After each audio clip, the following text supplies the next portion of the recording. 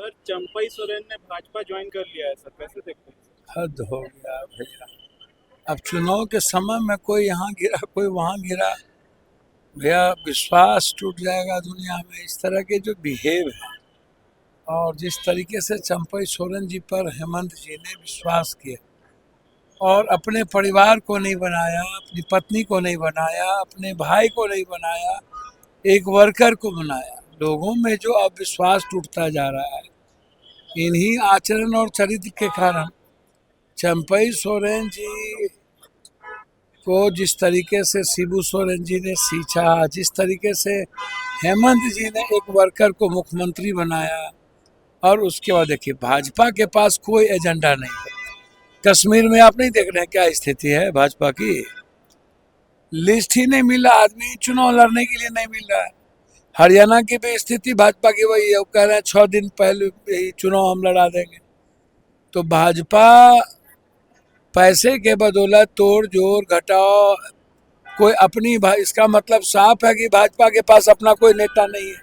कभी बाबूलाल मरांडी को, कभी किसी को लाते हैं और उनको अपने नेता पर भरोसा नहीं, अपने पुरुषार्थ पर भरोसा नहीं है।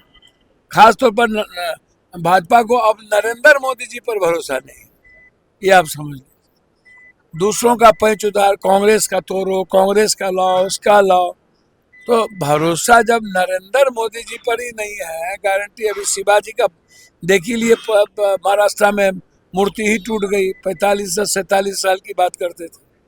तो इसलिए यह समय है आने जाने का। वोटर पर कोई प्रभाव नहीं। सीता सोरेन को ले गए थे ना, वो घर की बहू को ले गए ना। अब तो और भी जो ST SC हैं, दलित हैं, OBC है, EBC है, वो तो पूरा एकजुट हो चुका है हेमंत सोरेन जी के नेतृत्व में कि हेमंत सोरेन को मुख्यमंत्री बनाना। तो जितना तंग करिएगा, आज तक तो तंग ही करते रहे, जेल भी भेजे। जब किसी भी चीज़ों से नहीं ये हेमंत सोरेन जी को दबा पाए, ना हेमंत सोरेन जी को किसी भी तरीके से ये खत्म कर पाए, तो अब शुरू हो गया तोड़ जोड़ की राजनीति। सर कंगना रनावत ने फार्मर्स को लेके, किसानों को लेके बयान दिया था कि अगर हालात नहीं संभलते तो बांग्लादेश जैसे हो जाते। इस पर अब बीजेपी ने किनारा कशी की है उनके बयान से। सर देखिए एक बात समझिए, रोपिएगा बबूल, खाइएगा खजूर। कंगना जी चॉइस किसकी है? कौन नेता की चॉइस है? ऐसे ऐसे कंगना जी, अंगना जी, ऐसे ऐसे लोगों को हिला करके राजनीति करिएगा तो क्या पाइएगा? आप हमको बताइए ना।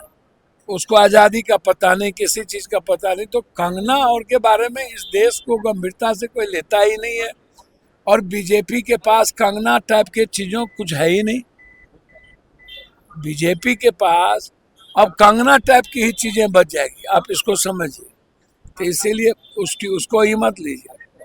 सर बीजेपी कह रही है, सर TMC के नेता हैं कुणाल घोष, उन्होंने कहा है कि जो मूवमेंट छात्रों का या जो हालात बंगाल में दिख रहे हैं, इसके पीछे बीजेपी कांग्रेस सब मिली जुली भी है, एक साथ ना बनना मूवमेंट जो चल रहा है सबको लेकर। देखिए एक बात समझिए, बीजेपी तो का जो सोशल मीडिया है, टूल्स है, जब सुप्रीम कोर्ट ने निर्णय ले लिया और जब CBI इंक्वायरी हो गई और जब सब कुछ सामने आ रहा है, पोलियोग्राफी हो रही है, तो आप हमको बताइए ना कि जिस तरीके से भी कहीं न कहीं बीजेपी का तो बैकअप है ही ना। बीजेपी प्रभोग तो कर ही रही है।